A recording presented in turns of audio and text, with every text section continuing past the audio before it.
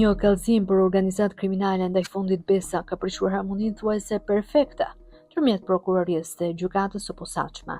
Struktura e posaçme antikorrupsion SPAK refuzon të shqyrtojë kallëzimin e një qytetari kundër institucionit të njohur financiar jo bankar. Por për gjykatën e apelit të posaçëm, prokuroria jo vetëm që duhet të zhvillonte hetimin, por për më tepër ka përdorur edhe një truk as pak normal për të mos vijuar veprimet procedurale. Ajo që vijon më tej është një betejë e zhvilluar mes palëve në gjykatën e lartë e kushtetuese. Në rasti i fondit Besa përfundoi në prokurorinë e Tiranës për veprime të mëtejshme. Megjithatë, çështja tregon se edhe strukturat e reja hetimore nuk janë as pak imune, kur përballë tyre paraqiten dosje e kallëzime që prekin interesa madhor financiar. Pak vite më parë i shkreu i prokurorisë së posaçme Artyn Tumani përmendi një shprehje që për shumë kënd u konsiderua si lapsus freudian. Gjykata afërmend vendos sipas kërkesës së prokurorit, deklaroi ai në një raportim para Këshillit të Lartë të Prokurorisë, duke ngritur dyshime mbi mënyrën e operimit të strukturave speciale të hetimit dhe gjykimit. Ndërkohë që statistikat e vërtetojnë këtë shprehje, pasi rezulton se mbi 90% e kërkesave të prokurorëve të SPAK-ut pranohen nga gjykata e posaçme. Ka ndonjë rast tek tuk që mes tyre nuk ka dakordsi absolute. Interesant është fakti se kjo mungesë kohezioni ndodh për çështje në të cilat janë përfshirë interesa të larta ekonomike dhe financiare. Megjithatë, institucionet mundohen të fshehin këto raste, t'i mbajnë sa më shumë larg vëmendjes së publikut, ndoshta për të ruajtur në publik imazhin e bashkëpunimit të fortë institucional ose për të mbrojtur imazhin e personave apo entiteteve të rëndësishme. Gjithsesi, në çdo rast, ka gjithë një rrugë që çon në zbulimin e sekreteve që tentohen të mbahen të fshehura pas xhamave të godinës së qelçt. Fondi Besa është një nga institucionet e mikrokredive ndër më të njohurat në vend. Ajo është në tregun shqiptar për vitit 2008 me themelues dhe pronar fundor sipërmarrësin Bajram Uçaj. Në shtator të vitit 2024, një qytetar shqiptar me inicialet EK dorëson një kallëzim penal ndaj fondit Besa. Në letrën e dorëzuar në sportelin e prokurorisë së posaçme, kallëzuesi kërkon nga prokurorët që të hetojnë drejtuesit e fondit dhe vetë subjektin tregtar për organizatë kriminale, grup të strukturuar kriminal dhe kryerja e veprimeve në kuadër të grupit të strukturuar kriminal. Kallëzuesi më shumë mundësi, një individ që duhet të jetë ndjer i frustruar në sportelet e fondit ose interesat të aplikuara nga institucioni jo bankar, ka renditur disa akuza shumë të rënda për një entitet që funksionon në treg prej gati 20 vitesh. Kallëzime të tilla me ngarkesa të forta emocionale janë një proces rutinë në prokurorinë e posaçme. Shumë njerëz, të lodhur nga indiferenca e institucioneve publike, i drejtohen SPAK-ut për probleme të natyrave nga më të larmishmet. Natyrisht, jo çdo problem gjen zgjidhjen në prokurorinë e posaçme. Struktura e ngritur pas miratimit të reformës në drejtësi ka për kompetencë një numër të kufizuar veprash penale, ku përfshihen edhe organizatat kriminale dhe grupet e strukturuara kriminale. Nisur nga këto përcaktime, duket se edhe kallëzuesi EK është drejtuar SPAK-ut për të hetuar fondin Besa pikërisht për këto vepra.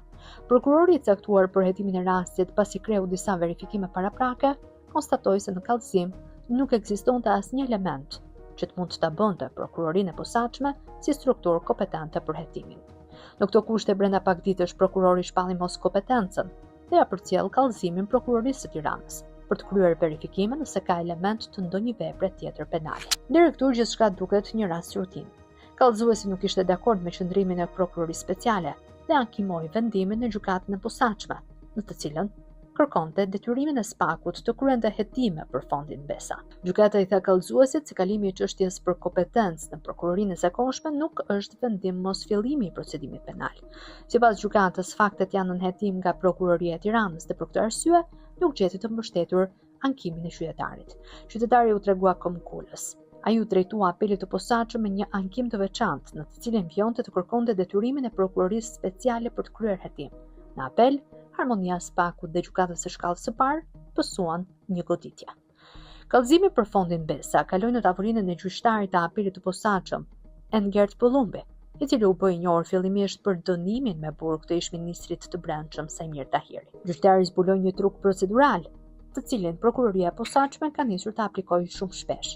Ajo nuk vendos mos fillimin e hetimeve, por vetëm me një shkresë administrative e kalon çështjen për kompetencë në një prokurori tjetër. Kodi i procedurës penale parashikon rregulla strikte për këto raste. Prokuroria e posaçme, nëse vlerëson se nuk është kompetente për hetimin, vendos mos fillimin e procedimit penal. Ky vendim është i atakueshëm në gjykatën e posaçme, e cila mund të miratojë mos kompetencën ose të detyrojë prokurorinë e posaçme që të kryejë hetimet. Por prokurorët e SPAK-ut prej kohësh shpallin mos kompetencën me shkresa burokratike, duke shmangur në këtë mënyrë kontrollin e gjykatës së posaçme.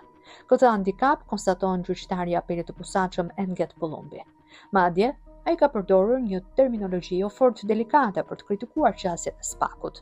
Ai në vendimin e datës 10 tetor 2024 thotë se prokuroria e posaçme përmes shkresës, me të cilën kalon çështja në prokurorinë e Tiranës, ka treguar mungesë vullneti për të hetuar veprat penale të kallëzuar në fushën e krimit të organizuar.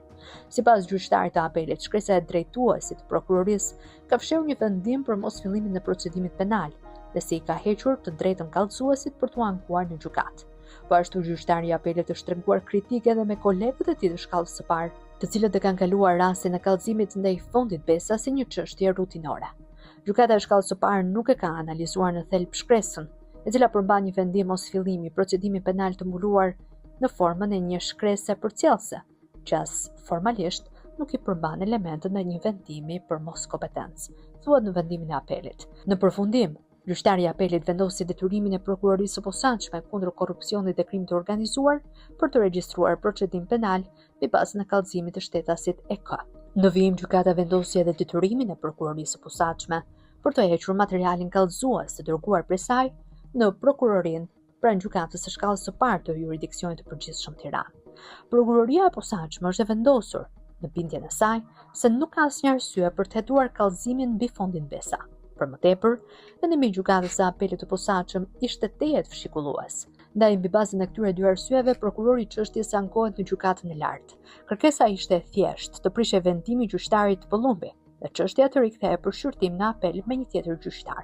Kolegji penal në tetor të vitit 2025 i dha të drejtë SPAK-ut, siç në fakt ka ndodhur në shumicën e rasteve, kur palë në gjykatën e lartë është prokuroria e posaçme. Sipas gjykatës së lartë, nuk rezulton se prokuroria e posaçme përmes shkresës të ketë treguar mungesë vullneti për të hetuar veprat penale në fushën e krimit të organizuar. Po ashtu, treshja e gjykuese e kolegjit penal thotë se nuk rezulton që prokuroria e posaçme të ketë marrë një vendim për mos fillimin e procedimit penal, por thjesht e ka kaluar atë për kompetencë në prokurorinë e Tiranës. Kur kishte kaluar më shumë se një vit nga dorëzimi i kallëzimit kundër Fondit Besa, përplasjet gjyqësore ende nuk kishin përcaktuar rrugtimin e hetimit. Vendimi i gjykatës së lartë nuk i përgjeu as pak kallëzuesit EK. Ai drejtohet gjykatës kushtetuese në të cilën kërkonte që të shfuqizohej vendimi i kolegjit penal dhe të mbetej në fuqi ai që kishte marrë apeli i posaçëm, pra më thjesht i qëndronte bindjes së tij se institucioni financiar jo bankar duhet të hetohet nga SPAK-u për organizatë kriminale. Gjykata kushtetuese është shumë e ngurtë në shqyrtimin e elementeve procedurale të materialeve që i paraqiten në tavolinën e punës. Trupa gjykuese prej 8 antarësh, pasi vlerësoi aspektet formale të padisë, arriti në konkluzionin se kallëzuesi i EK nuk legjitimohej si ankues kundër vendimit të gjykatës së lartë. Pasi në atë gjykatë kishin qenë palë SPAK-u dhe gjykata e posaçme e apelit. Me këtë argument pa i hyrë thelbit të pretendimeve të kallëzuesit, gjykata kushtetuese vendosi në 15 prill 2026 që të vendoste mos pranimin e ankimimit. Në të gjithë këto ping-pong drejtësie, mbetet ende e paqartë se çfarë ndodh me kallëzimin penal ndaj Fondit Besa. Duke u bazuar tek vendimet gjyqësore si rregull aty të gjykatës së lartë, kallëzimi duhet të jetë në kompetencën e prokurorisë së Tiranës. Redaksia u interesua pranë prokurorëve të kryeqytetit për fatin e dosjes, si dhe për detaj nëse hetimi është regjistruar, po zhvillohet apo është pushuar. Deri në publikimin e këtij materiali, Prokuroria e Tiranës nuk ka dhënë ende asnjë informacion zyrtar.